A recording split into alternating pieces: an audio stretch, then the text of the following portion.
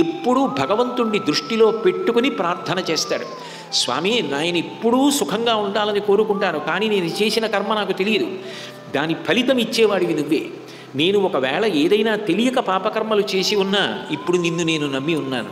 నువ్వు నేను చెయ్యాలనుకున్న ఉత్తమ కర్మలు పాడైపోకుండా నన్ను అనుగ్రహించు.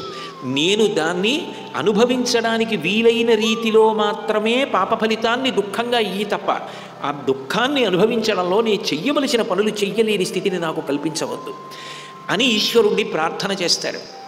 లేదా అసలు ఆ దురితమును తీసేసి కాపాడమంటాడు. అదే ఆపదామపహర్తారం దాతారం సర్వసంపదాం లోకాభిరామం శ్రీరామం భూయో భూయో నమామ్యహం.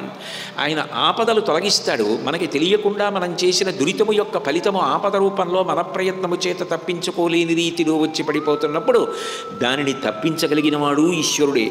దాని స్థానంలో సుఖాన్ని ఇచ్చేయగలిగిన వాడు ఈశ్వరుడే. ఎందుకనంటే ఆయనని నిలబెట్టి అడగగలిగిన వాళ్ళు ఎవరు ఉండరు. అది ఈశ్వరుడికి మాత్రమే సాధ్యము. కాబట్టి నేనే సాధించేయగలను, అంతా నా చేతిలోనే ఉంది, నేను చేసేస్తే కార్యాలు అయిపోతాయి, ఎందుకు అవవు అన్న అతిశయంతో ప్రవర్తిస్తున్నావా?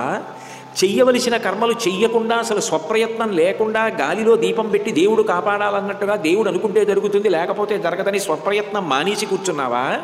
నువ్వు చెయ్యవలసింది చేస్తూ ఈశ్వరానుగ్రహం కూడా కలిసి రావాలని భగవంతుణ్ణి ప్రార్థించి యజ్ఞయాగాది క్రతువులు చేస్తున్నావా? చేసినా అప్పుడప్పుడు నీ సంకల్పములు నెరవేరకపోతే ఈశ్వరుడు ఎందుకు నెరవేరకుండా చేశాడో అందులో కూడా ప్రేమ ఉందని మనసు సర్దుకుని భగవంతుని యందు చెక్కు చెదరని భక్తితో ఉన్నావా? ఉండవలసిన తీరు ఇది కదా. నువ్వు ప్రభువుగా ముందు అట్లా ఉంటే కదా నిన్ను చూసి ప్రజలందరూ అట్లా ఉంటారు. అట్లా ఉన్నావా దశరథ మహారాజా? ఎంత గంభీరమైన ప్రశ్న వేశాడో చూడండి. ఒక గురువు శిష్యుణ్ణి అడిగినప్పుడు ఎంత చక్కటి ప్రశ్న వెయ్యాలో. రామాయణాది కావ్యములు చదువుకుంటే విశ్వామిత్రుడి లాంటి బ్రహ్మర్షి మాట్లాడినటువంటి మొట్టమొదటి మాట రామాయణంలో